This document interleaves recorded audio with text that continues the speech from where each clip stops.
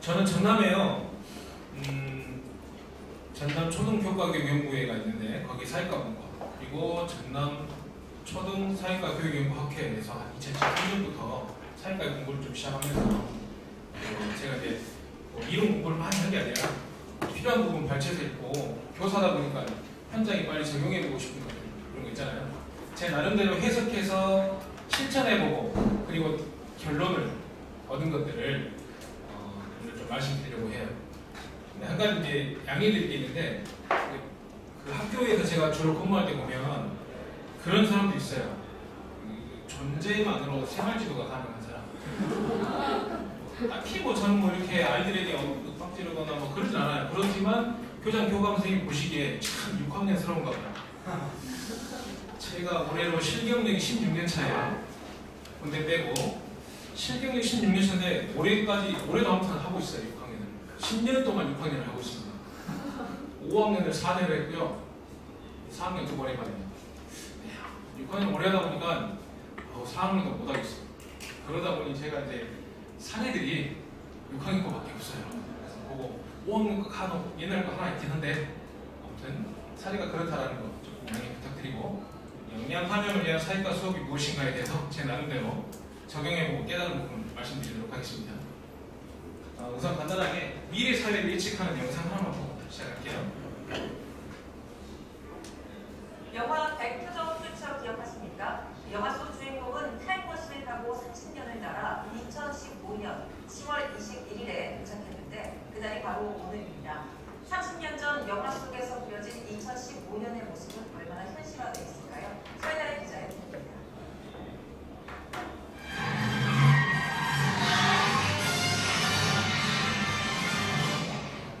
하늘에는 자동차가 날아다니고 거리에는 3D 광고가 시선을 사로잡습니다. 지난 1989년에 제작된 영화 백투더퓨처2가 그린 2015년의 모습입니다. 상상으로 그려낸 미래가 드라마지도 됐습니다. 악당에게 쫓기던 주인공이 지나가던 아이에게 빌린 호버보드.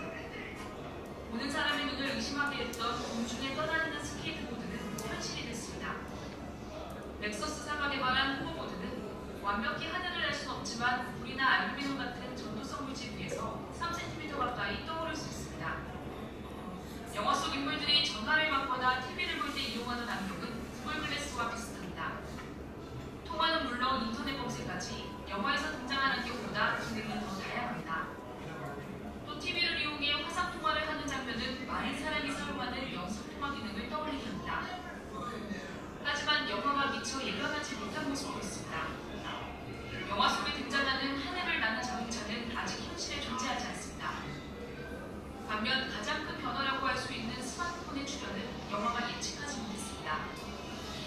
30년 전 영화에서나 가능했던 상상. 완벽하게 일치하지는 않지만 현실과 많이 닮아 있습니다. YTN 사이언스 설명입니다. 80년대에 상상했던 2015년의 모습이고요. 앞으로 30년 뒤의 모습을 우리가 감히 예측해보면 어떤 사회가 될지 감히 짐작할 수도 없을 거예요. 알파고와 이세돌의 대국 기억하신가요? 이게 뭘 의미하냐면요. 지금까지는 기계가 인간의 손과 발을 대신했어요. 인간이 기계를 이용해서 생산을 하는 시대였습니다. 이제 앞으로 시대는요. 기계가 인간의 두뇌를 대신하는 시대가 옵니다. 기계가 기계를 이용해서 생산을 해요. 이런 시대에 과연 우리는 초등학생들을 가르치잖아요. 이 친구들이 사회에 나가서 어떤 직업인으로서 우리 사회의 역할을 할 때 그 친구들에게 필요한 지식은 무엇이고 지금 내가 가르치고 있는 이 지식들이 과연 그 친구들이 성인이 돼서도 쓸모있는 지식일까? 요거에 대해서 우리가 한번 고민해볼 필요가 있어요. 이 회사 어떤 회사인지 혹시 아시나요? 예, 카메라 필름을 만드는 회사입니다. 요즘 보니까 뭐 옷 브랜드로 다시 나오네요. 이 회사는요 직원이 전 세계적으로 약 16만 명 정도, 전 세계 필름 시장의 3분의 1을 차지했던 굉장히 큰 국제 기업이죠. 이 기업의 직원이 16만 명이 말씀드렸잖아요. 제가 근무하고 있는 강진의 인구가 32,000 그 정도 되면 예. 여기 치고는 그 정도면 엄청난 회사죠. 근데 다들 아시겠지만 이 회사 망했습니다. 그 이유가 뭐죠? 디지털 카메라죠. 필름 카메라 안 쓰잖아요. 얘가 바로 최초의 디지털 카메라입니다. 딱 봐도 사이즈가 크죠? 무게도 상당할 걸로 보입니다. 얘가요, 최초에 발명됐을 때 무게가 한 3kg 정도. 그리고 당시 이제 촬영을 찰칵하고 저장을 하는데 한 20초 정도. 굉장히 저화질의 흑백 사진을 저장할 수 있었어요.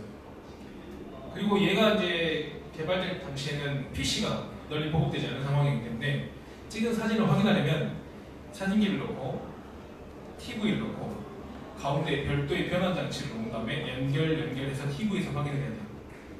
굉장히 그 필름 카메라에 비하면 비효율적인 기술이지만 아무튼 지금 얘가 발전해서 현재 디지털 카메라가 됐고 이 기술이 필름 카메라 시장을 뒤집어 엎어버린 거죠. 이 디지털 카메라를 개발한 엔지니어 이름은 스티브 셀스인데요. 코닥의 엔지니어입니다. 만들어서 갔어요. 너 고생했어. 그런데 그 16만 명의 직원들 관리하고 필름 이미 돈을 벌고 있는데 굳이 우리가 이것까지 신경 쓸 필요 없는 것 같다. 그냥 혹시 모르니까 특허는 해놓을게. 뭐 이랬던 반응이었나 봐요. 코닥에서 특허 기술도 가지고 있어요. 그런데 새로운 시대의 변화를 읽지 못했던, 그래서 제대로 대처하지 못했던 기업은 결국 역사 속에 사라지고 말게 된 거죠. 우리도 교육에 하나의 전환점이다. 이건 2015 개정교육과정에 들어오면서부터 계속 역량이란 말이 들어올 때부터 우리도 변해야 된다는 걸 생각을 해보셔야 돼요. 역량이 무엇인가를 좀 여러 편의 논문을 좀 읽어봤어요. 교육과정 평가원 쪽이 더 많이 연구를 해놓더라고요. 솔직히 뭔 말인지 잘 모르겠는데 제가 그냥 해석한 말로 한번 설명해 볼게요. 저희 둘째 아들입니다. 놀이를 하는 상황인데 좀 이렇게 저는 닮았나요? 저도 어렸을 때 이렇게 생겼었는데 도대체 2차 성징기에 무슨 일이 있었는지. 얘가 여기 뒤에 지금 꽁무니만 보이는 게 첫째 아들이거든요. 공을 가지고 놀다가 가구 아래로 공이 들어간 거예요. 그래서 이렇게 이제 도구를 이용해서 공을 꺼내는 거죠. 이때가 다 몇 살이었을까? 4살이나 됐을까? 잘 기억이 안 나네. 지금은 수컷이 되어 있는데 그때는 참 귀여웠는데 도대체 얘는 공이 가구 밑으로 들어가면 도구를 사용해서 꺼낸다라는 이 지식을 어디서 배웠을까요? 정답은 모방이죠. 지네 형이 하는 걸 봤어요. 사실 얘에게 가장 익숙한 도구는 이 뿅망치입니다. 그래서 얘를 먼저 사용했어요. 제가 사진을 못 찍은데 그런데 닿지 않으니까 이제 옆에 또 다른 도구를 사용하는 거죠. 큰아들은 평소 본인이 가장 익숙하게 사용하던 그 도구인 파리채를 찾으러 올라가고 있습니다. 이게 이제 어떤 특징을 말하자면 역량이 가지고 있는 두 가지 특성인데요. 하나는 맥락성이라는 거예요. 어느 날 갑자기 역량이 갑자기 발휘되는 게 아니라 역량을 필요로 하는 특정한 수행 맥락이 있어야 되는 거예요. 공을 그대로 잘 가지고 놀았으면 얘는 이런 행동을 할 필요가 없는 거예요. 그런데 공이 가구 밑으로 들어가는 상황이 발생한 거죠. 문제 상황이 된 거예요. 이게 문제를 해결하기 위해서 얘는 그러면 자기가 가지고 있는 그동안 배웠던 모방, 경험, 책을 보지 않았습니다. 아무튼 주로 모방이었죠. 본인이 가지고 있는 모든 지식을 종합적으로 총체적으로 이용해서 해결하려고 합니다. 이게 가지고 있는 두 번째 특징이 총체성이에요. 그러니까 특정한 수행 맥락에서 내가 가지고 있는 모든 능력을 다 발휘하고 해주는 게 역량을 기르는 교육이 돼야 되는 거예요. 그래서 2015 개정 교육과정이 들어오면서 어느 날 갑자기 그 주제 중심의 통합 교육과정을 편성하라고 막 얘기했어요. 왜냐하면 역량은 국어 시간에 국어에 관련된 역량이 발현되는 게 아니거든요. 국어, 사회, 과학 모든 게 통합적으로 내가 배운 모든 것들을 가지고 써먹어야 되는 게 역량이거든요. 그래서 통합적인 상황을 제시해줘서 그 속에서 역량이 발휘되게 해야 한다. 이게 역량 중심의 기조였던 것 같아요. 앞으로도 그렇게 나가고 있는 것 같고요. 요거 볼게요. 영어를 모국어로 사용하는 대학생 12명인데 우리나라 수능 영어 문제 풀어보겠습니다. 물론 좀 어려운 문제예요. 수능 3문제 풀어보기 할까요? 자, 12명 대학생 중에 지금날 말이에요. 과연 어떻게 됐나? 네. 딱 한 명만 다 맞췄습니다. 그런데 5명은 한 문제도 못 풀었어요. 대학생이고 영어고. 그런데 우리나라 영어 문제를 못 푼 거예요. 근데 우리나라 수험생들은 6명이 정답을 맞췄어요. 외국 대학생은 1명 맞췄는데 우리나라 고3은 6명이 맞춘 거예요. 언어로 갑니다.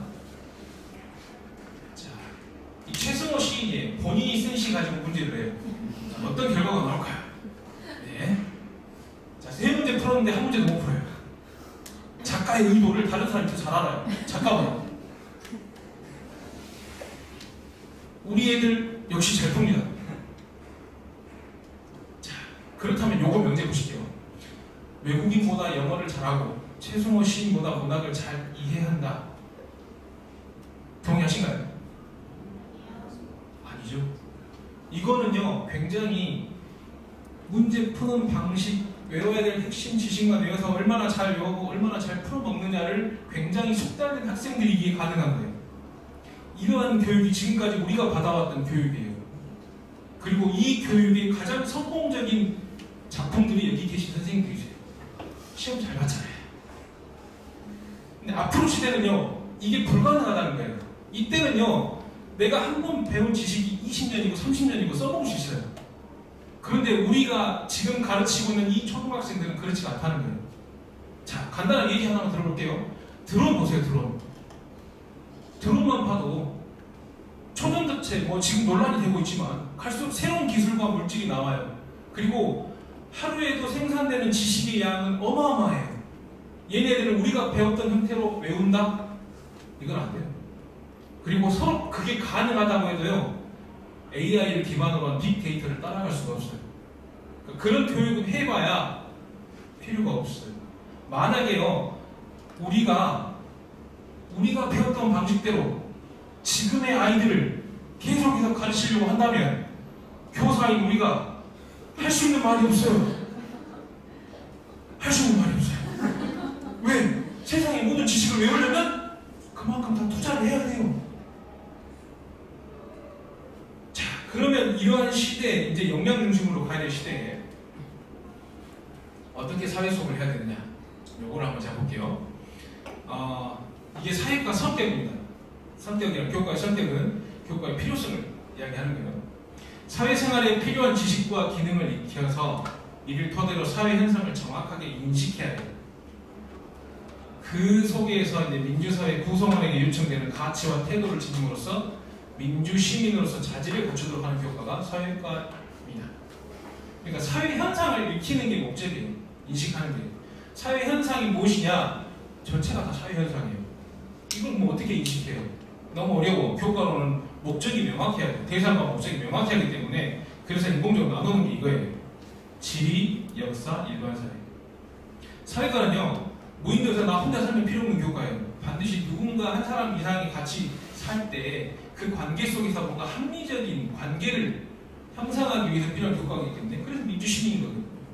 그래서 지리 안에서 가치와 태도, 역사 안에서 가치와 태도, 이게 그래서 인간이 항상 관계되어 있다는 거죠. 그래서 나중에 공부해보시면 거기 나오잖아요, 교육학에. 그래서 지리는 인간과 공간, 역사는 인간과 시간, 일반세는 인간과 인간.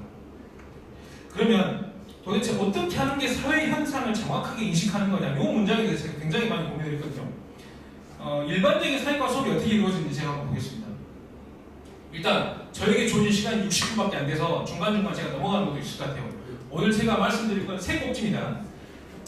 지식 부분인데요. 사회 현상을 탐구할 수 있도록 해야 된다. 그것을 통합적인 맥락에서 제공해야 된다.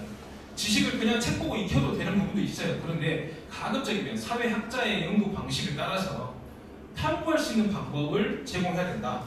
그 다음 두 번째, 중요한 가치와 태도를 익혀야 되는데, 이것을 직접 교실 안에서는 어떻게든 경험해 볼 수 있도록 하는 것.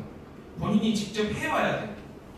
그리고 제일 중요한 건 민주시민의 자질이라는 것은요, 공부한다고 되는 게 아니라 직접 작은 부분이라도 사회에 참여해봐야 된다고 생각을 해요. 제가 이런 수업을 처음부터 의도했던 건 아니고요. 어떤 일정한 방향성을 가지고 쭉 그냥 공부를 하다 보니까, 실천을 하다 보니까 큰 맥락이 이렇게 정리되었던 거예요. 우선 첫 번째, 지식에 관한 부분이에요. 지식의 구조는 이렇게 구성되죠. 사실 지식이 있어요. 뭐 토끼, 호랑이, 고양이 이런 건 사실이에요. 사실. 그 사실들의 공통적인 속성을 모아놓은 게 개념이에요. 동물이라는 개념으로 볼게요. 자, 그럼 일반화는 뭐냐면 개념과 개념 사이에 두 가지 이상의 개념 사이의 관계를 문장으로 진술할 거예요. 예를 들면 동물이라는 개념을 배웠고 자연환경이라는 개념을 배웠어요. 그러면 동물들은 자연환경에 적응하며 살아간다. 이게 일반화 지식이에요. 그러면 우리는 사회 현상을 인식할 때 어디를 가르쳐야 되냐면요. 여기로 가야 돼요. 자, 그런데 아이들은요. 못 가요. 사실 지식까지밖에 도달하지 못해요. 자, 6학년 1학기 사회 첫 단원이에요. 민주주의와 시민 참여 4.19, 5.18, 6월 민주항쟁 나와요. 여기를 아이들과 조사학습을 열심히 시키잖아요. 그러면 아이들 머릿속에 끝나고 뭐가 남냐면요. 4.19는 3.15 부정선거가 원인이고 이승만이 물러났다. 5.18은 어쨌건 6월 민주항쟁은 어쨌다. 이게 지식으로 남아요. 그게 중요하지 않다는 건 아닌데 과연 이것을 가지고 20년 뒤에 그럼 나는 무엇을 써먹을 것인가? 본인이 교사가 되지 않는 이상 어디다 써먹을 것인가 한번 생각해 보시게요. 중요하지 않다는 건 아니에요. 그 시사상식으로 당연히 알아야 되죠. 조금 제가 고민해봤어요. 그 4.19, 5.18, 6월 민주항쟁을 제가 우리나라 민주화 과정이라는 하나의 타이틀로 묶었어요. 그래서 어떤 의도를 제공하기 위해서 교과서가 아닌 자료를 하나 만들어줬어요. 4.19 이야기, 4.19 혁명 이야기, 5.18 민주화운동 이야기, 6월 민주항쟁 이야기 이런 식으로 이렇게 해가지고 요 질문이 포인트입니다. 세 가지. 누가 누구에게 항의했는가? 그래서 시민들의 요구는 무엇인가? 결과가 어떻게 됩니다. 5.18, 6월 민주항쟁 똑같아. 개인별로 다 답을 달아보겠어요. 이걸 하면은 교과서를 읽고 수업하는 거랑 똑같은 결과가 나오는데 얘를 이제 모든 별로 조작을 하겠죠. 이렇게 표에다 정리해봤어요. 진짜 해보시면 알겠지만 이렇게 좀 큰 글씨로 키워드 위주로 써보라기도 진짜 엄청 못해요. 다 구구절절하게 쓰고 있는데 이것도 좀 연습을 많이 시킨 거예요. 제가 그래도 강의 나와서 보여드린 자료는 잘된 자료를 보여드린 거예요. 너무 실망하지 마세요. 저희 한 6개 모둠 중에서 나머지 한 5개 진짜 똥뭉청이 같은 게 있어요. 네. 여기까지는 이제 얘들이 이제 조작을 한 거죠, 자료를. 네. 그 다음에 제가 이제 의도한 게 이거죠. 이 세 가지 사건의 공통점과 차이점을 한번 찾아보도록 한 거예요. 자, 공통점이 나오더라고요. 어떤 단어가 공통으로 들어가냐면 바로 시민이란 말이 들어가요. 시민의 참여가 있었다는 거. 여기도 보시면 시민이라는 거. 다 시민이지. 그러니까 민주화 과정, 우리나라가 민주화되고 발전되는데 그 주체가 시민이었다. 시민이 적극적인 참여가 있었기 때문에 민주화 과정이 우리나라 민주주의가 발전했다. 이런 명제를 이끌어내고 싶었어요. 간혹 이런 것도 있죠. 사건 제목이 다르다. 글자가 다르다. 이게 애들 수준에서 찾아내는 사실 지지예요, 진짜. 근데 이건 진짜 생각해보세요. 사건 제목이 다르다. 4.19는 혁명이고요. 5.18은 운동이고요. 6월 민주항쟁이에요. 혁명과 운동과 항쟁의 차이점 아세요? 저도 몰랐어요. 그래서 공부했어요. 일단 세 가지 사건의 공통점은 지배계급과 피지배계급의 대립을 이제 가정하고요. 거기서 피지배계급, 시민들이 이기면 혁명이에요. 이승만 물러났어요. 4.19 혁명은요, 우리나라 역사에 기록된 유일한 혁명입니다. 운동은요, 실패한 것을 운동으로 해요. 5.18은 진압당했죠. 항쟁은요, 조금 쉽게 설명하자면 한 절반의 성공 정도 될 것 같아요. 6월 민주항쟁의 시민들의 요구는 대통령 직선제였습니다. 대통령 직선제는 이루어냈습니다만 그 최고 책임자였던 전두환이 물러나지 않았어요. 절반의 성공이라고 생각하시면 됩니다. 이런 것들도 짚고 넘어갔어요. 자, 이렇게 해서 그 민주주의가 발전하는 데 시민의 참여가 굉장히 중요하다라는 어떤 이 주제를 통틀어서 가장 핵심적인 지식이라고 해서 일반적 지식을 발견하게 한 거죠. 그래서 이런 것도 해봤습니다. 그러면 시민의 참여가 이렇게 중요한데 만약 그 당시 시민들이 참여하지 않았다면 어떻게 됐겠느냐 이런 거죠. 참 이런 질문을 하면요, 야 만약 그때 시민들이 분노하지 않고 참여하지 않고 무관심했다면 어떻게 됐겠어? 라고 물어보면 애들은요 망해요 라고. 그 복잡한 사고 과정을 거치길 바라는데 정말 단순하게 생각을 해요. 그게 너무 싫은 거예요. 그래서 좀 강제로 생각을 하게 만드는 그 토의 기법 중에 하나입니다. 가지 토의라고. 만약에 이러면 어떻게 한번 시켜보는데 이것도 뭐 크게 막 이렇게 막 잘하는 건 아니에요. 초창기 막 차 타기 시작하자마자 한 거니까. 그래서 나중에 쭉 밀면 한 2학기 정도 가면 좀 그래도 괜찮아요. 이런 것도 제 나름대로 해본 것이죠. 요건 이제 공감시키는 거죠. 이 당시 이제 주로 사람들에게 어떤 감정을 느꼈느냐 뭐 이런 것도 한번 해보고, 그래서 요게 배웠으니까 평가도 시켜봤어요. 좀 어려운 거. 동학농민운동에 대해서 5학년 때 배우니까 우리 애들은 선생님들이 책책하게 게 배웠으면 알까라고 생각하거든요. 동학농민운동이 뭔데요? 이러고 있어요. 네. 그래서 다시 한번 자료를 주면서 평가해보겠어요. 근데 뭐 여기 보시면 4.19혁명, 5.18 민주화운동, 6월 민주항쟁과 비슷한데 어쩌면 우리나라의 시위의 밑거름이 되었다. 동학농민운동 평가해보잖아요. 괜찮잖아요. 제목 한번 보세요. 민주화와 비슷한 동학농민운동을 국민들이 벌여줬다. 뭔가 그래도 자기들이 열심히 한 평가한 그런 게 느껴지잖아요. 다시 한번 말씀드리지만 정말 잘된 것만 가져온 거예요. 나머지 진짜 못한 것도 이상한 것도 많아요. 네. 자, 그리고 나서 이제 뭐 했냐면요, 시민들의 참여가 되게 중요한데 우리도 한번 참여해봐야 될 거 아니에요. 그래서 무엇에 대해서 참여할 것인가, 어떻게 참여할 것인가를 토의시켜봤어요. 교과서에 뭐가 나오냐면요, 1인 시위, 투표, 정당 활동, SNS 이런 게 나와요. 애들 할 수 있는 게 없어요. 결론은 뭐냐면 관심 갖고 홍보하기. 그래서 어떤 사건에서 우리나라 어떤 그 사회적 사건에 대해서 우리가 좀 알리고 관심을 잃지 않아야 되느냐, 그런 걸 토의하는 과정이에요. 그래서 나름대로 자기들이 주제를 결정했어요. 뭐 범죄 사건이라든지 환경 오염이라든지 뭐 이런 것들, 독도에 관해서 뭘 늘 이야기 나오니까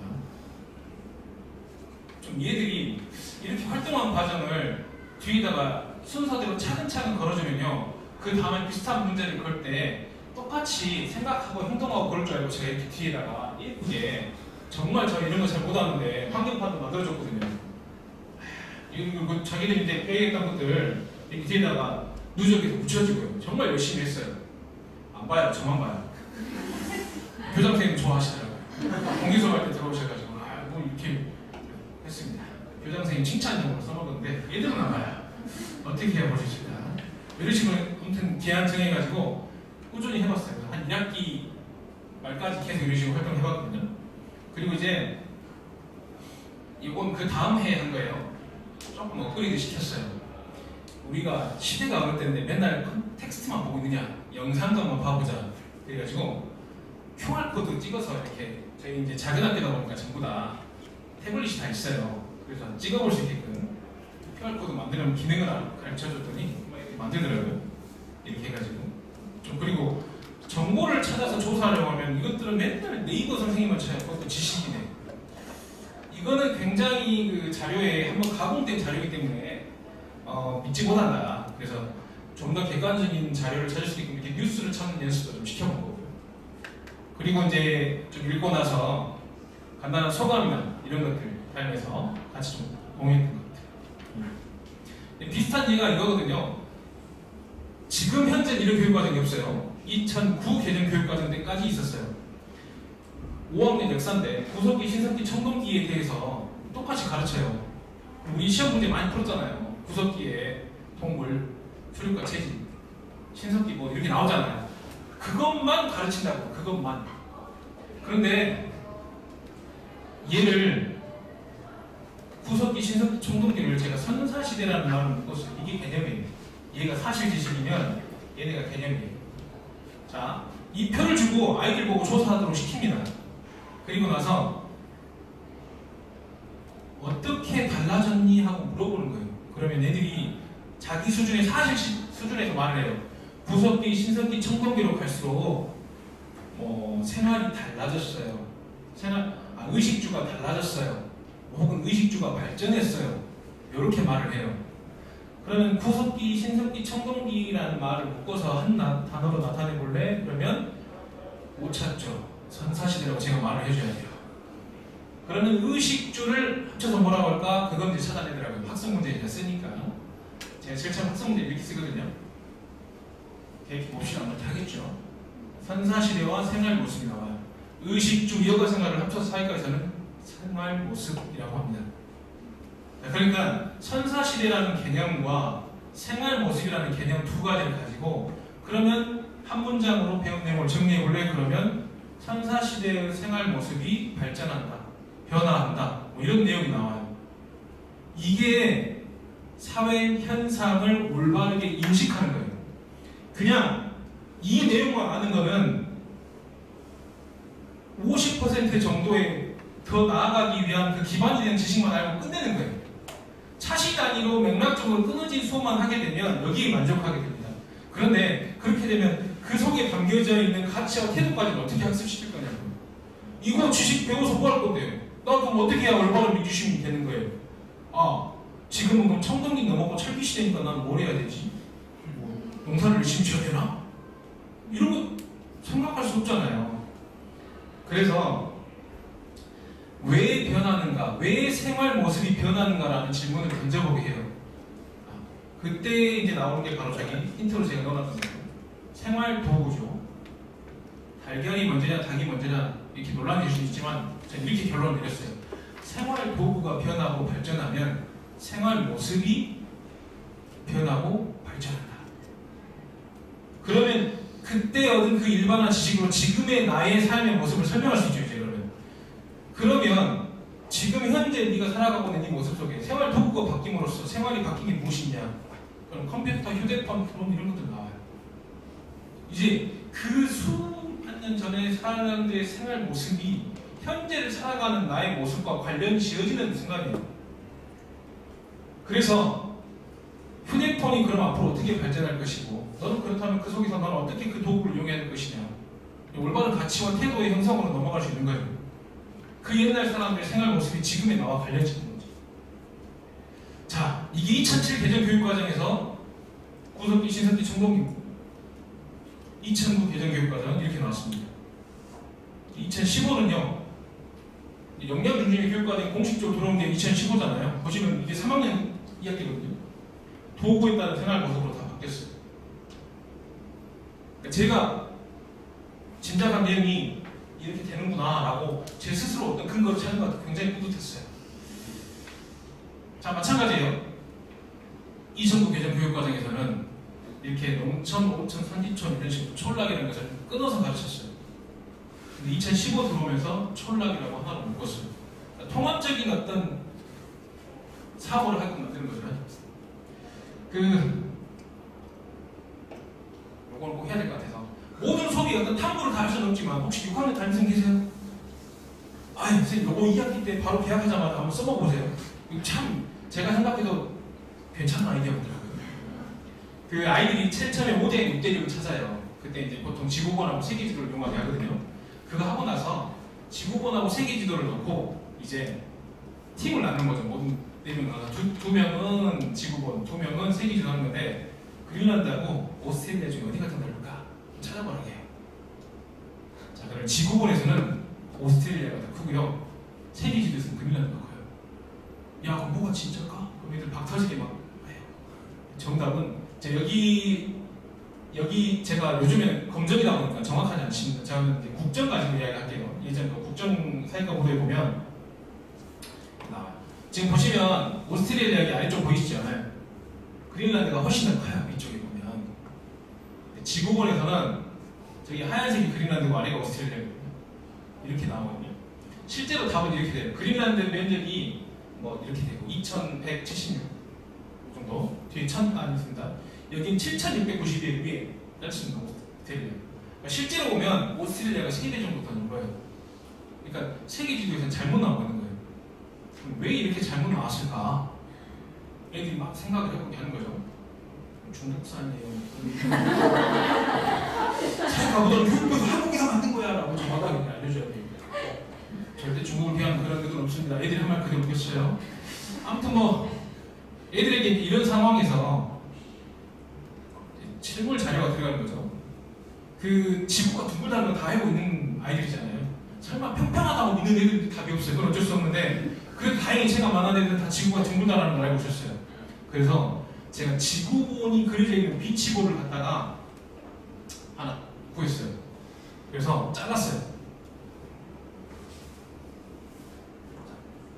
자르면 이런 모양이에요. 이런 모양. 그러니까 세계 지도처럼 평평한 모양이 나오질 않아요. 자, 그럼 얘가 원래 자르면 이렇게 되는데 평평한 세계 지도랑 딱 겹쳐놓고 도대체 얘를 어떻게 이렇게 평평하게 만들었을까를 고민해보게 해요. 붙여보고 늘려보고 하다 결론은 나오죠. 여기 빈 공간 사이를 가짜로 채웠다라는 결론이 나옵니다. 그래서 세계 지도는 한눈에 보기 편하지만 극지방으로 갈수록 오류가 있다. 지구본은 한눈에 보기는 불편하지만 땅의 크기와 모양 그리고 거리가 정확하다. 이런 두 가지 자료의 특징을 알게 되는 거죠. 실제로 그러면 진짜 맞냐 확인을 해봐야죠. 세계 지도에서 아프리카하고 유럽 대륙의 크기만 보시면 여기가 아프리카고 여기가 유럽이에요. 여기가 봐보세요. 그리고 유럽이 작긴 작은데 지구본에서 한번 봐볼게요. 유럽 생각보다 더 적어요.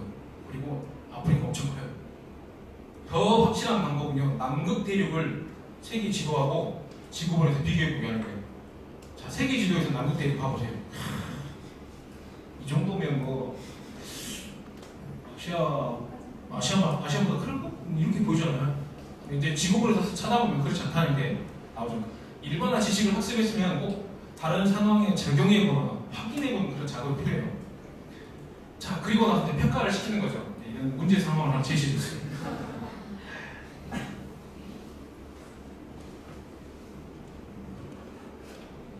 서울에서 뉴욕을 가는 거예요. 대권하면 시작합니다. 직선으로 가야 된다. 아니다. 북극 항모에 관한 글이 있는데 혹시 비행기도 그러지 않을까?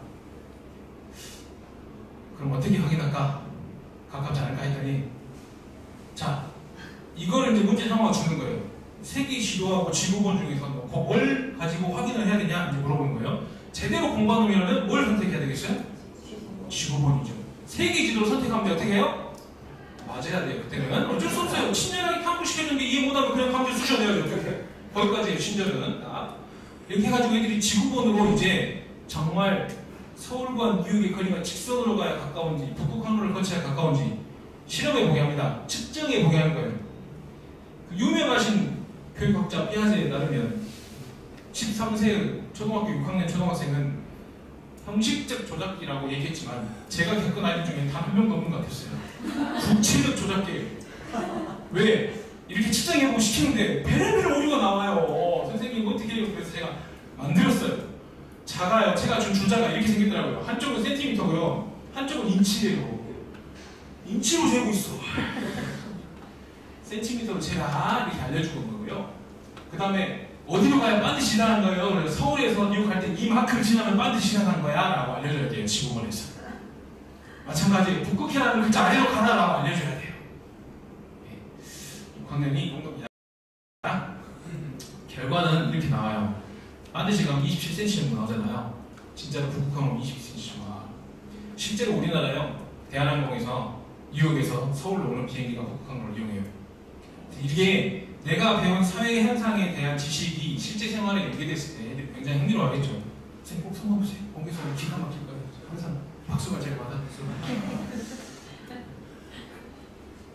여기는 조금 이제 바쁘니까 넘어갈게요. 역사 쪽인데 이거는 제가 넘어가고 두 번째 가겠습니다. 직접 경험하는 태도. 요거 실험이 이제 인터넷에 나와 있더라고요. 참 재밌는 게 어떤 방 안에요. 배고픈 원숭이 5마리를 넣어놨어요. 사다리 위에다가 바나나를 올려놔요. 당연히 올라가겠죠. 그런데 사다리에 올라가면 물벼락이 떨어져요. 나머지 4마리가 당연히 물벼락을 맞고 나서 사다리에 못 올라가게 성질을 냅니다. 그래서 규칙이 생긴 거예요. 사다리에는 올라가면 안 된다라는 규칙이 생겼습니다. 이때 원숭이 1마리를 바꿉니다. 얘는 모르잖아요. 당연히 올라가잖아요. 나머지 4마리가 뚜드러 패고 성질내는 거죠. 그랬더니 얘는 물벼락을 맞아본 적이 없죠. 그렇지만 규칙은 배웁니다. 사다리에는 올라가면 안 된다. 그런데 왜 올라가면 안 되는지 몰라요. 자, 같은 방법으로 원숭이를 1마리씩 교체해 나가는 거예요. 근데 신기한 게 얘는 물벼락을 맞아본 적이 없는데 새로 들어온 애를 나머지 4마리와 함께 이제 3마리겠죠. 같이 합세해서 못 올라가고 성질내고 공격하는 거예요. 결국 전부 다 한 번도 물벼락을 맞아본 적이 없는 원숭이들만 5마리 모였는데 아무도 올라가지 않아요. 왜? 사다리로 올라가면 안 되는 게 규칙이니까. 자, 이때 또 1마리가 밖에서 들어옵니다. 그러면 물벼락을 맞아본 적이 없는 이 나머지 4마리 원숭이가 얘를 못 올라가게 하는 거예요. 자, 이게 뭐냐면 사회적 관념에 따른 행위라는 거거든요. 왜? 라는 걸 생각하지 않고 그냥 하는 거예요. 그냥. 우리는 그러면 안 되거든요. 굉장히 그 고등한 정신체를 지닌 인간이라는 생물체인데 목적, 합리적 행위를 해야 되고 어떤 이유가 있고 이런 목적을 달성하기 위해서 행동을 해야 되는데 그렇지 않다는 거예요. 우리 교육 과정이 그래요. 제가 고등학교, 중학교 다닐 때 고민을 잠깐 해보면 초등학교 때도 그랬던 것 같아요. 초등학교 때는 이게 있었어요. 교실 문이 2개 있잖아요. 아무는 출입하면 안 돼. 선생님만 다녀요. 혹시 그런 경험 있으세요? 왜 그런지 몰라. 근데 다니면 안 돼. 왜? 두드러 맞으니까. 저는 굉장히 그 관념적으로 저도 공부했어요. 그래서 뒷문으로 쫙 시작을 다녔거든요. 또 중고등학교 때는 학교가 보통 이렇게 길게 생겨 있으면 양쪽에 계단 있고 가운데 계단이잖아요. 가운데 계단 출입 금지거든요. 우리 교실은 여기가 더 가까운데 다니면 선도 맨날 뭐라 하고 선생님 뭐라 하고 끌려가서 두드러 맞고 그랬거든요. 그러니까 저는 이유는 모르지만 굉장히 관념적으로 규칙을 학습했던 그런 사람이라고. 이게 시민의 자질인가 한번 고민해봐야 돼요. 이게 놀랍게도 우리 교실에서도 일어나고 있어요. 잠깐 영상 하나 볼게요.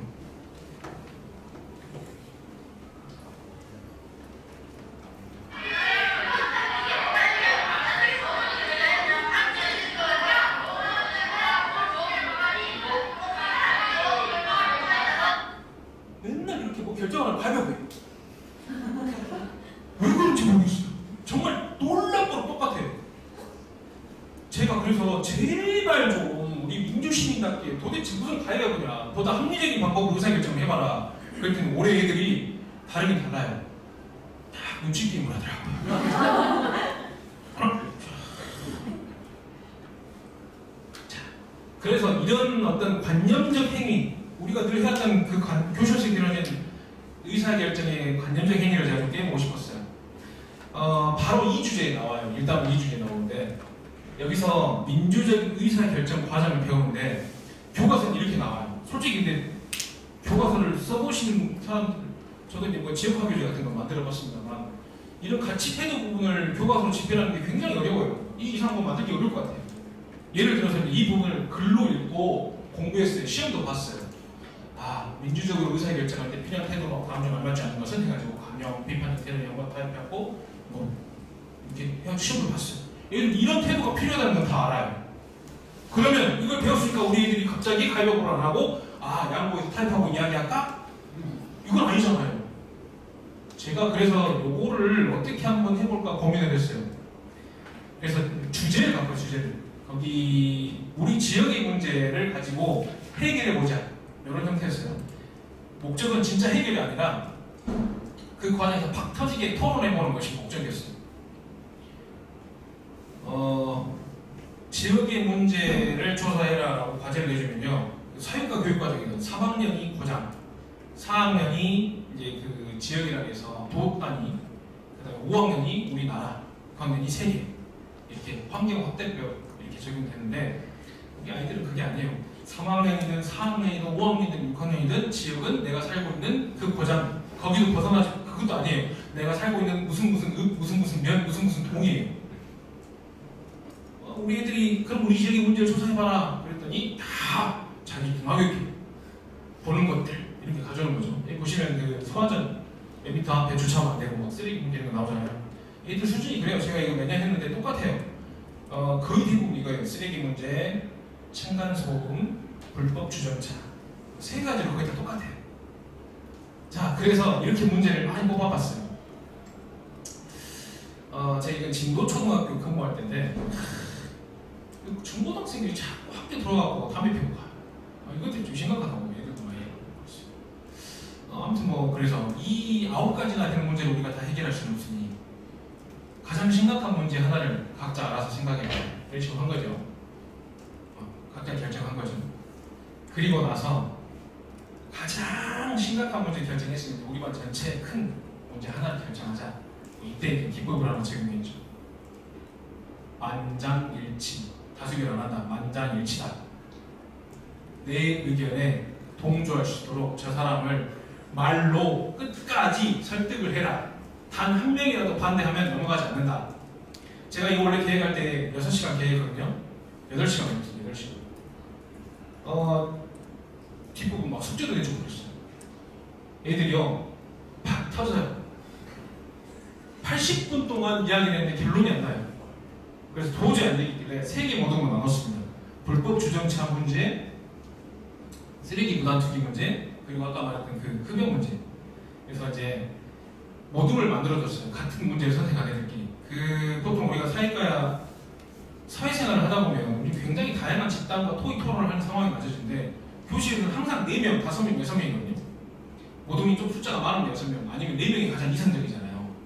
이거 보면은 이제 모둠이 막 10명도 되고 막 그랬어요. 이렇게 해서 같은 의견 브레인 라이팅 해가지고 해결 방법 찾고 이제 이거 가지고 최종 또 결정내야 되잖아요. 모둠 안에서 또 이야기하도록 이렇게 장단점 찾아보기 위해서 모둠의 해결 방법이 나올 때까지 또다시 만장일치 적용해서 계속 또 2시간 토의했어요. 뒤지게. 애들이 지쳐가요. 그래 알았어 그냥 네 마음대로 해 라는 팀도 나오고요. 이거는 도저히 안 돼. 야 이거는 안 되니까 이거는 해줘. 그러면 알았어. 그러면 이거랑 합쳐서 오케이? 나와요. 저절로 타협이 일어나더라고요. 양보가 일어나고 타협이 일어나요. 아무튼 뭐 이렇게 나왔는데 잠깐 그 토의 과정 하나만 살짝 볼게요. 이게 나머지 다 돼가지고 이제 얘네는 실천 계획 세우고 있는데 얘네만 결정이 안 난 거예요. 다 됐는데 여기 요 녀석 하나가 지금 끝까지 반대하는 거예요. 이 여자친구 얼굴 보시면 딱 봐도 빡침이 느껴져요. 오래된 토의에 미쳐가는 애가 있어요. 잠깐만 살짝 볼게요.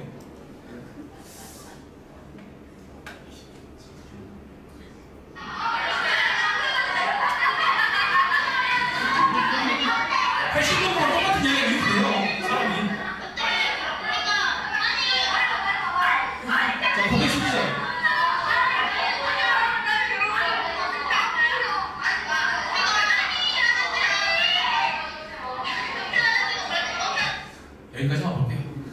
생생한 빡침이 느껴지는. 그러니까 80분 총 160분을 이렇게 해보니까 애들이 지쳐서 와요. 선생님, 제 그거 어떻게 해주세요.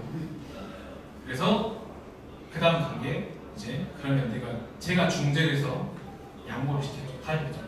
그래서 이제 결정내고 넘어갔어요. 그래서 사실 제 수업의 목적은 여기까지였어요. 우리가 민주적인 의사결정 과정에 따라서 사회 문제를 해결할 때 이렇게 한단다. 애들이 학습했던 과정이 우리 뭐 있어 하면서 이렇게 한 거예요. 애들이 저절로 어떤 행동 때 너희가 아까 이렇게 해줬던 게 양보다, 이게 타협이다 이렇게 한 거죠. 그리고 나서 원래 민주주의가 처음 발전했을 때는 원칙이 만장일치였어요. 그런데 해보니까 어려운 걸 알잖아요. 그래서 요즘에 다수결이라는 거, 이걸 적용한다. 자선체입니다. 그 대표적인 게 바로 투표. 이렇게 얘기한 거죠. 아무튼 사실 여기서 마무리 짓고 싶었으나 순수한 아이들의 열망이 가득 찬 이 아이들이 해결 방법을 꼭 해야겠대요. 불법 주정차 문제는요, 차에다가 이 경고장 그걸 붙이게 돼요. 쓴 걸 봤어요. 멘트가 세! 이거는 분명히 학교의 민원이 좋아요. 그래서 제가 좀 순화시켰습니다. 많이 순화된 거예요. 이렇게. 그래서 직접 데리고 이제 얘네 각각 중고등학교 그 학교 교문 들어오면 지킴이 선생님이 딱 계시는 공간 있잖아요. 거기 뒷부분으로 맨날 와서 중고등학생들이 담배 피는 거예요. 이거를 갖다 거기다 붙이겠다는 거예요. 그 시골에 근무하신 선생님 아시겠지만 이 지역사회가 굉장히 좁아요. 요거 한 달이 건너면 금방 누가 이제 타러 가요. 나는 4시간 이후에 너희를 지켜줄 수 없다. 정말 해야 되니 설득을 많이 했습니다만 그 확고한 의지를 제가 꺾을 수 없었어요. 그렇다면 목격자가 최소한으로 나올 수 있는 시간이 언젠가. 그래서 아침 1교시 하고 10분 뒤에 9시 시작하면 9시 10분에 금요일 아침 9시 10분에 다 같이 나갔습니다. 얘는 쓰레기인데 걸리는 거고 그래서 이렇게 차에다 붙였어요. 네. 이거 진짜 근데 심각하긴 해요. 여기 그 어린이 보호구역 해가지고 펜스 차려있는 데다가 한쪽 면이 다 주차되어 있으니까 아침마다 난리예요. 군청에다 민원도 많이 넣는데 워낙 그 주차 공간이 부족하니까 붙였습니다. 월요일 아침에 등교를 했을 때 이 장소에 담배꽁초 산이 술병이 깨져요. 도전의 대가는 죽음이다라는 경고죠. 결국 나중에 이제 문제는 해결됐어요. 제가 그때 관사하고 막 그런 선생님들이 있었는데 저녁에 순찰 들고 뭐 CCTV도 설치하고 뭐 순찰도 다 담배 피는 애들 찍어가지고 영상 찍어가지고 그때 그 인근 중고등학교 선생님들 생활비자 다 톡 해가지고 파일 알려주니까 알아서 내 처리되기도 하고 결정타는 중학생 여자 중학생하고 남자 고등학생들이 여기서 술 먹다가 휴일이었던 것 같아요. 휴일에 여자 중학생이 뻗어버렸어요. 그래서 경찰이 와서 조치하고 그 뒤로는 조용해요. 근데 저놈들이 이제 졸업한 지 한 3년 된 것 같아요. 중3인가 된 것 같아요. 중2 때 여기서 담배 저한테 걸렸어요. 제가 열심히 수업을 했지만 민주 시민의 자질을 기르지 못했던 것 같아서 정말 마음이 요거는 이제 다음에 해본 건데 주제를 좀 바꿨죠. 이제 그 직접 실천이 힘드니까 찍어서 어플이더라고요. 안전신문고. 예, 요렇게 참 편리하더라고요. 똑같은 과정 다 거치고 이제 뒤에 실천만 좀 바꾼 거예요. 이렇게 안전지도 만들어가지고 나중에 요거는 그래도 꼭 말씀드리겠습니다. 그 말씀드렸지만 얘네들 구체적 조작이에요. 그 토의를 시키면 얘들이 꼭 좀 이렇더라고요. 진짜 120원. 자, 나는 발표한다. 그래도 넌 발표해. 난 내 거 쓸 거야. 이거 진짜 엄청 많아요. 얘 잘 보세요. 얘 발표할 때 딴짓합니다. 진짜. 저 가서 적은 거 봤어요. 혹시 이거 발표하는 걸 왜 하나? 했더니 그게 아니고 발표한 거 적어있는 거예요. 너무 마음에 안 들었어요. 그래서 이걸 어떻게 고쳐볼까? 구체적 조정기를 했잖아요. 자꾸 이런 장면을 찍었어요. 그리고 같이 봤어요. 본인의 행동을 성찰할 수 있도록. 안 통하죠. 카톡창을 열어요. 부모님 목록을 클릭한 다음에 드래그를 하죠. 어때? 보내? 그럴 때 선생님 잠깐만요. 내려놓고 이야기하시죠. 딜이 들어옵니다. 그 뒤 이 녀석입니다. 이 녀석. 보십시오. 태도가 어떻게 바뀌는가.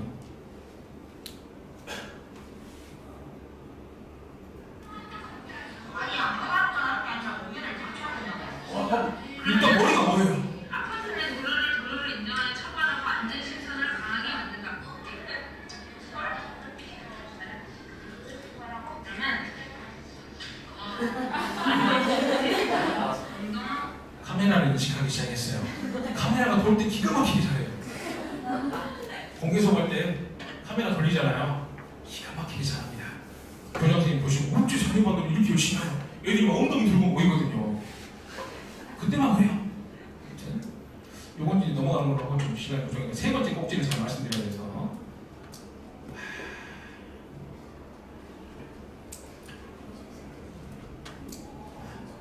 세 번째 꼭지가 요거죠. 실제로 사회에 참여하는 것. 내가 배웠으면 이걸 가지고 정말 사회에 참여해봐야 되거든요. 요건 제가 매년 하고 있는 건데 요거 영상 하나 보고 설명드리겠습니다.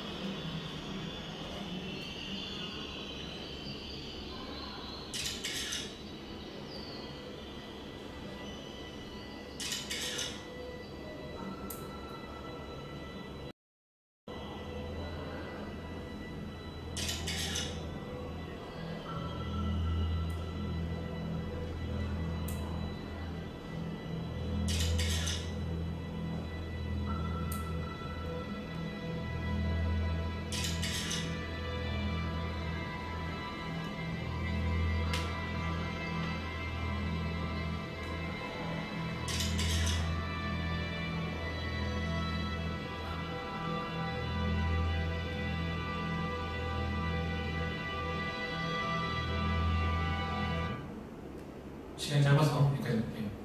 바닷가에 그 떠있는 바닷물에 떠있는 플라스틱을 먹이인 줄 알고 어미새가 잡아다가 새끼에게 먹여서 저렇게 되는 거예요. 그러니까 플라스틱 오염의 어떤 심각성 그리고 그 그린피스에서 촬영하고 있는데 바다 거북이 코에 빨대가 박혀가지고 한 15분 정도 굉장히 고생해서 빼내는 그런 영상이 있어요. 그걸 가지고 이제 보고 나서 아이들하고 이제 플라스틱에 대해서 이렇게 조사를 한 거죠. 이제 조사하고 발표까지 다 했는데 사실 그 뒤에 뭘 어떻게 할까 고민하던 차에 학교 급식에 여기 보면 메이비업에서 만든 엔뇨라는 요구르트가 후식으로 나왔는데 거기에 작은 빨대가 붙어있더라고요. 그래서 이 빨대가 필요하냐? 우리 반 애들은 필요 없다. 그러면 어떻게 할까? 회사에다 빨대를 만들지 말라고 편지를 쓰자. 우리 생각만 그럴지 모르니 다른 학생들 의견도 들어보자. 그래서 점심시간에 애들에게 이렇게 의견을 물었어요. 그리고 이제 논설문을 써서 보냈습니다. 엔뇨 빨대 필요하냐? 좀 만들지 말아달라. 요지예요. 예. 그래서 이렇게 답변을 받았어요. 2019년에 이 프로젝트를 했던 거거든요. 애들은 기업에서 편지가 왔다는 사실에 굉장히 자기들이 뭔가 해냈다 뭐 이런 느낌이 있었나 봐요. 2020년에는요. 그때 당시 이슈는 뭐였냐면 플라스틱 재활용 문제였어요. 우리나라에서 환경공단을 한 발표하기에는 69% 정도 플라스틱 재활용 된다라고 얘기를 해요. 근데 실제적으로 9% 정도만 재활용된 그 플라스틱이 실제 제품으로 다시 나오지 나머지 60%는 태워서 발전을 시킨 연료로 활용해요. 얘는 근데 태우는 순간에 그 발암 물질이 나오기 때문에 우리나라를 제외한 나머지 OECD 국가에서는 얘를 인정하지 않아요. 도대체 왜 그런 플라스틱이 이렇게 재활용이 안 되냐 봤더니 라벨지를 잘 안 뜯어서 버린다 이거예요. 그래서 요즘에 무라벨 많이 나오잖아요. 그래서 그 당시 실험을 했어요. 각종 500ml짜리 페트병 라벨을 떼어보고 안 떼어진 게 무엇인가 봤더니 코카콜라랑 펩시콜라였어요. 그래서 롯데칠성에다가 이제 한 해가 지나면 좀 더 발전을 해야 돼요. 왜냐하면 얘네들 그걸 보여줬거든요. 그랬더니 롯데칠성 홈페이지 들어가서 ESG 경영해가지고 환경을 위해서 얼마나 열심히 하고 있는 걸 찾더라고요. 일단 여기서 칭찬을 날려요. 이제 결론은 좀 페트병 좀 잘 뜯어지게 만들어라. 집에 가서 이렇게 자기들 이제 이렇게 했고 올바르게 집에서도 하겠다 엄마랑 이야기도 하고. 네. 그리고 롯데칠성에서 20년에 편지를 받았어요. 21년도 같아요. 그때는 아까 말씀드렸듯이 아예 페트병이 뭐 플라스틱을 죽이는 게 답이다. 그래서 일상생활에서 대체할 수 있는 플라스틱 제품이 무엇인가 조사하겠어요. 그랬더니 샴푸 바라든지 뭐 그 설거지 있을 때 하는 아무튼 주방세제 이런 거, 그 다음에 대나무 칫솔 이런 것들이 나오는 거예요.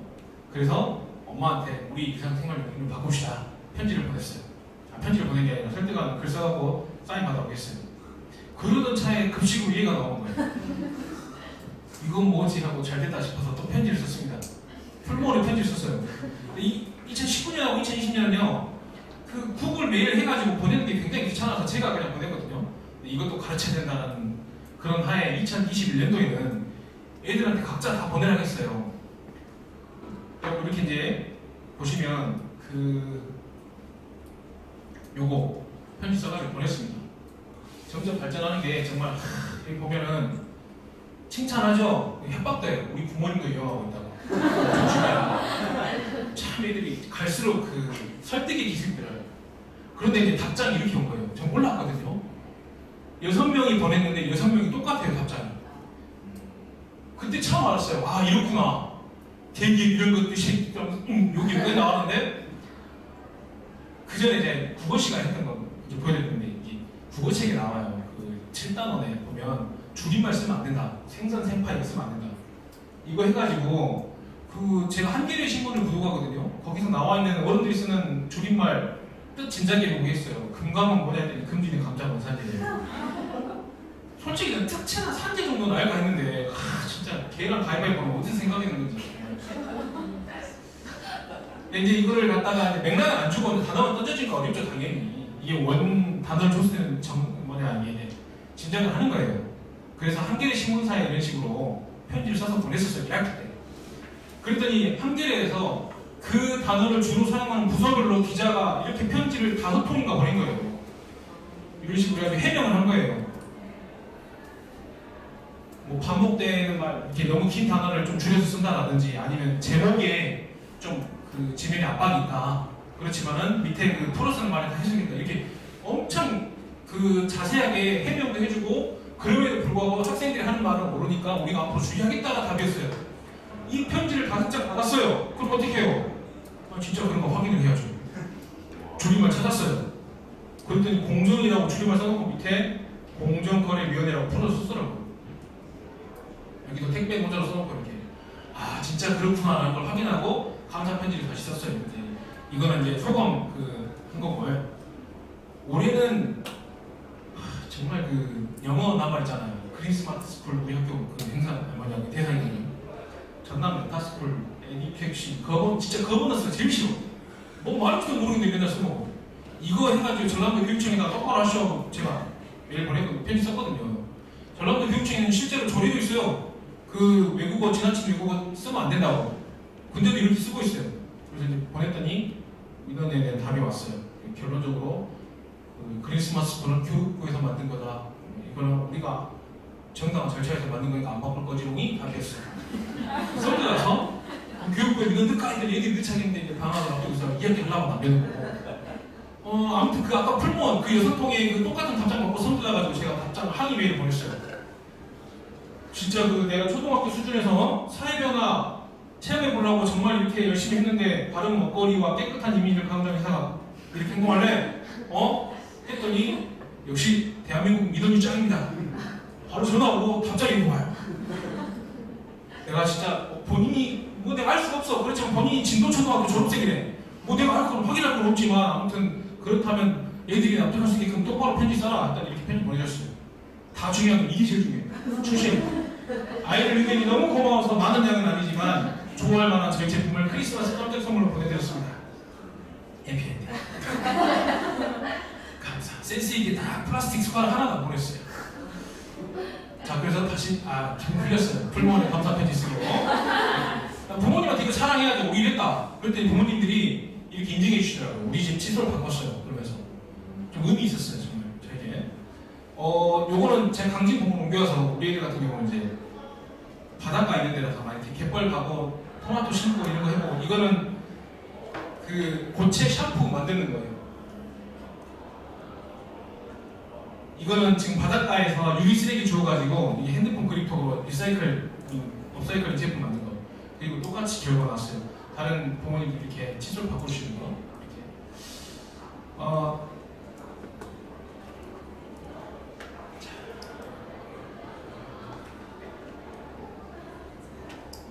저에게 주어진 시간이 다 돼서 일단 너무 안타까운데 한 가지만 말씀드릴게요.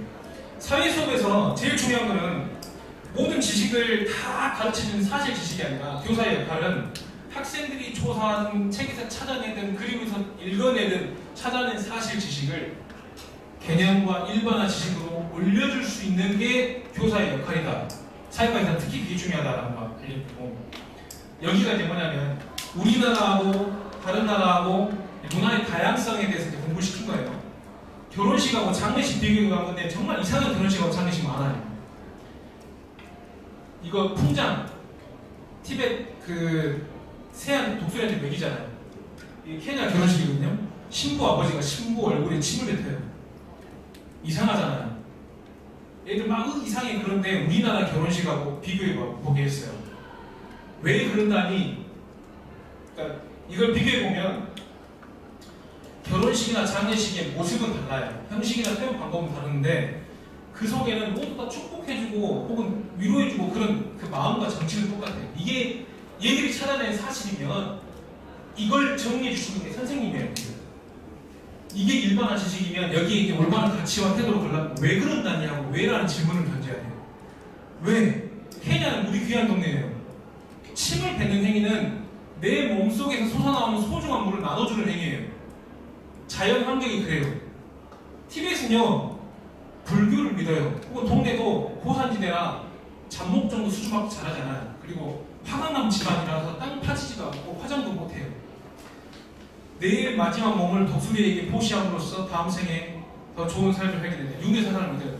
즉 나라마다 자연 환경하고 인문 환경, 문화가 다르니까 결혼식이나 장례식의 모습은 달라요. 그렇지만 그 속에 담긴 정신은 똑같아요.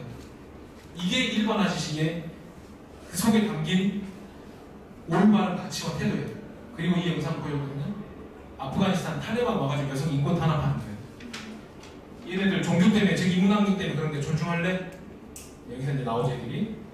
결론은 생명 존중이나 인권 같은 인류 공통의 상위 가치가 무시되는 그런 내용에 대해서는 아무리 우리가 다른 문화를 존중해야 한다더라도 인정할 수 없다가 답이에요. 이게 애들이 수준에서 판단하고 자기들이 문화를 어떻게 받아들여야 될까 생각해보고 했던 제 마지막 프로젝트였습니다. 네, 비슷한 것들 이제 나중에 했는데,